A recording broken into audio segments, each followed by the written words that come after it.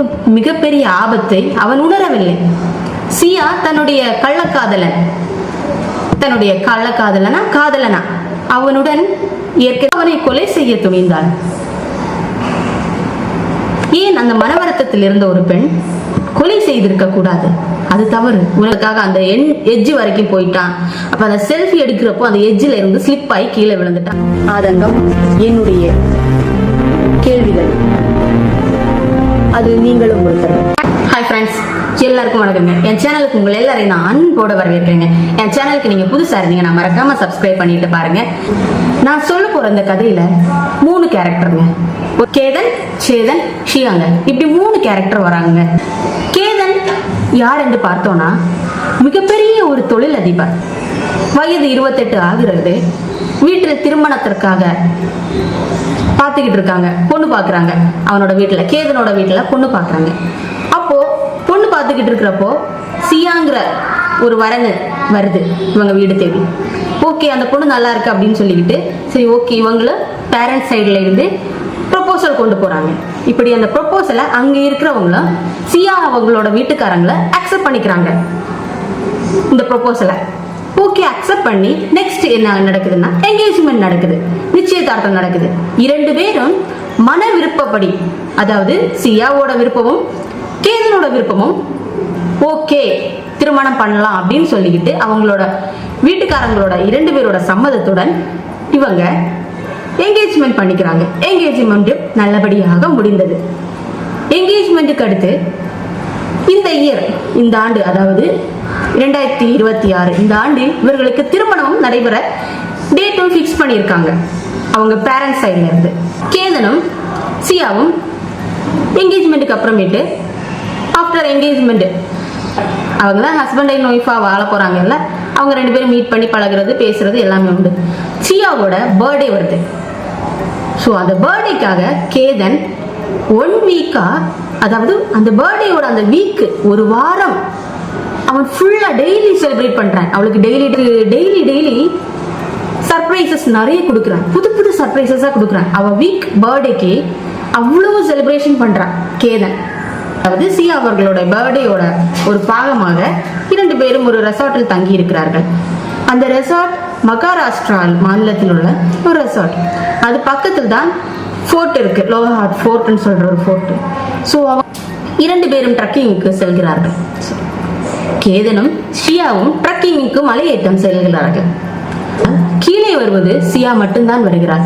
And அவள் phone பண்ணி போலீஸுக்கு இந்த மாதிரி கேதன் மலையில் இருந்து தவறு கீழே விழுந்தான் அப்படின்னு போலீஸுக்கு தகவல் தெரிவிக்கிறார். போலீஸும் விரைந்து வந்து அந்த இடத்தில் ஆய்வு மேற்கொள்கிறார்கள். ஃபர்ஸ்ட் ஆய்வு மேற்கொள்கிறார்கள். அப்போ அந்த ஆய்வுல அவங்களுக்கு அந்த ஃபர்ஸ்ட் விசாரணையில சியா சொல்றா, அவன் கீழே இருந்து மலையில இருந்து செல்ஃபி எடுக்கிறதுக்காக அந்த எட்ஜ் வரைக்கும் போயிட்டான். அப்ப அந்த செல்ஃபி எடுக்கிறப்போ அந்த எட்ஜில் இருந்து ஸ்லிப் ஆகி கீழே விழுந்துட்டான் அப்படின்னு சொல்றாங்க. சியாவோட வார்த்தை அவர்கள், ஏனென்றால் 2 பேருக்கும் நிச்சயதார்த்தம் முடிவு பண்ணியிருக்காங்க. சியா இப்படி சொல்றானா அப்பா கரெக்டா அந்த இடத்துல விழுந்திருப்பாங்களா இருக்கும் அப்படின்னு சொல்லிட்டு போலீஸும் அதை ஒரு முதல் விசாரணை தகவலாக அதை கலெக்ட் பண்றாங்க. கலெக்ட் பண்ணிட்டு நெக்ஸ்ட் ஆனா அவங்களோட இன்வெஸ்டிகேஷன் முடியல, நெக்ஸ்ட் அவங்க இன்வெஸ்டிகேஷன் பண்றாங்க. அப்படி அவங்க இன்வெஸ்டிகேஷன் பண்றப்போ அவங்களுக்கு அது ஒரு ஆக்சிடென்ட் இல்லை, கொலை என்று தெரிய வருகிறது. எப்படி இந்த கொலை நடந்தது என்றால், போலீஸ் விசாரணையில் வரும் தகவல்கள் இவ்வாறாக இருந்தது. சியா தனியாக மலையேறம் செல்லவில்லை, சியாவுடன் கேதன் இருந்தான். கேதன் பின்னாடி ஒருத்தர் அவ்வளோ வெயிலையும் குடி போட்டு, அதாவது கோட் அண்ட் தொப்பி மாஸ்க் போட்டுக்கிட்டு மலையேற்றம் அவர்கள் பின்னால் செல்கிறதும் அவர்களை பின்தொடர்வதும் அவர்களுடைய நடவடிக்கை 2 பேருடைய நடவடிக்கைகளை கவனிப்பதுமாக இந்த பின்னாடி வந்த நபர் இருந்திருக்கிறார். யார் அந்த பின்னால் வந்த நபர் என்று அலசி ஆராய்ந்தப்போ சியாவோட காதல் அவர்களுக்கு கிடைக்கிறது. அதாவது சியா கேதன் என்பவரை காதலித்து வந்தாள். சியாவோட காதல் விவகாரம் வீட்டில் இருப்பவர்களுக்கும் தெரிந்தது. ஆனால் அவர்கள் சம்மதிக்கவில்லை இந்த காதலுக்கு. நீ கேதனை தான் திருமணம் செய்ய வேண்டும் என்று வீட்டிலையும் பிரஷர் கொடுத்திருக்காங்க.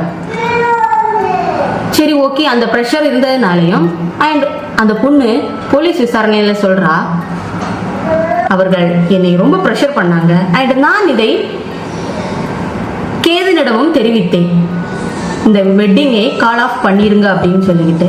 அண்ட் கேதன் சொன்னான், இல்லை இல்லை, என்னால் இதை கால் ஆஃப் பண்ண முடியாது. ஏனென்றால் எங்களுடைய ஃபேமிலி மிகப்பெரிய ஒரு ஃபேமிலி, அதனால் இந்த வெட்டிங்கை என்னால் கால் ஆஃப் பண்ண முடியாது அப்படின்னு சொல்லிக்கிட்டு சொன்னான் கேதன். ஆனால் இவள் சியா என்ன செய்தால் தெரியுமா? இவளால் இதை ஜீரணிக்க முடியவில்லை. ஏனென்றால் மனதில் இன்னொருத்தனை வைத்துக்கொண்டு இன்னொருவனை திருமணம் செய்து கொள்ள வீட்டில் இருப்பவர்களும் ப்ரெஷர் செய்கிறார்கள். சரி, தன்னுடைய என்கேஜ்மெண்ட் பண்ண பையன்ட்டையும் சொல்றா, ஆனா அவனும் கேட்கவில்லை என்கிற பொழுது மிகுந்த மனவருத்தத்திற்கு ஆகியிருப்பாள். ஆனால் அந்த மனவருத்தத்திற்கு ஆகியிருந்தவள் எதற்கு அவனை கொலை செய்ய துணிந்தாள்? ஏன் அந்த மனவருத்தத்தில் இருந்த ஒரு பெண் கொலை செய்திருக்க கூடாது? அது தவறு. உனக்கு அது திருமணம் பிடிக்கவில்லையே, என்னால் சேதனுடன் நீ சென்றிருக்க வேண்டும். அதற்காக அவனை நீ கொலை செய்வது நியாயமில்லாத ஒன்று. அவள் எப்படி கொலை செய்தாள் என்று பார்த்தோம்னா, இவர்கள் இருவரும் சியாவும் சேதனும் காஃபி ஷாப்பில் மீட் பண்ணி பேசுறது சிசிடிவியில் பதிவாயிருக்கிறது. ட்ரெக்கிங் ஏறுறது அது ஃபர்ஸ்ட் டைம் கிடையாது.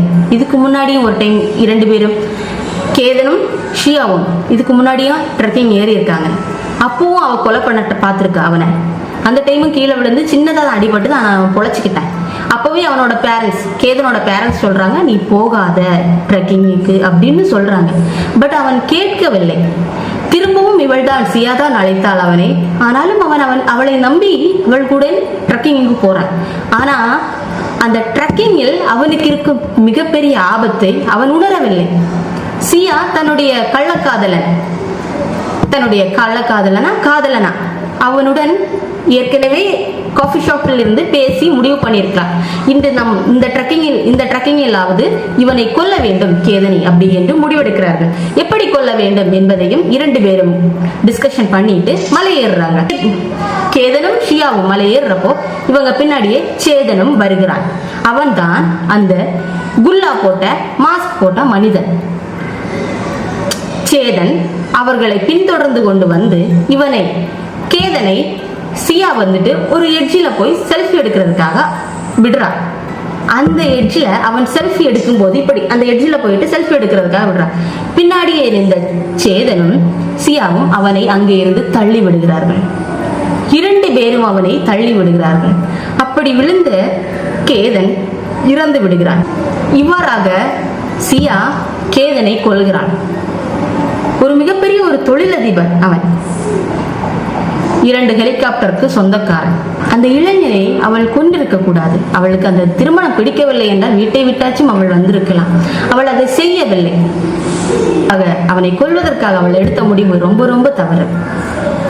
இப்பொழுது விசாரணையில் 2 பேரும் கைது செய்யப்பட்டிருக்கிறார்கள். சியாவும் சேதனும் கைது செய்யப்பட்டிருக்கிறார்கள். விசாரணை நடைபெற்றுக் கொண்டிருக்கின்றது. தான் நமக்கு என்ன தெரியும், இவளை அரெஸ்ட் பண்றாங்களா என்ன என்று. இப்போ விசாரணைக்காக கைது பண்ணியிருக்காங்க. என்ன என்பது நமக்கு பின்வரும் இதில் பார்க்கலாம். கேதன், சேதன், சியா. கேதன் சியா சொன்னதை கொஞ்சம் கேட்டிருந்தானா இந்த தப்பு நடந்திருக்காது. அண்ட் கேதனும் இன்னைக்கு உயிரோடு இருந்திருப்பான். மக்களை மறக்காம உங்களோட வேல்யூபிள் கமெண்ட்ஸை கீழே பதிவிடுங்க. இந்த மாதிரி நியூஸ் அப்டேட்டுகளுக்கு என்னோட சேனலை மறக்காம சப்ஸ்கிரைப் பண்ணி வச்சுக்கோங்க. அப்படியே அந்த பெல் பட்டனை கிளிக் பண்ணி வச்சுக்கோங்க.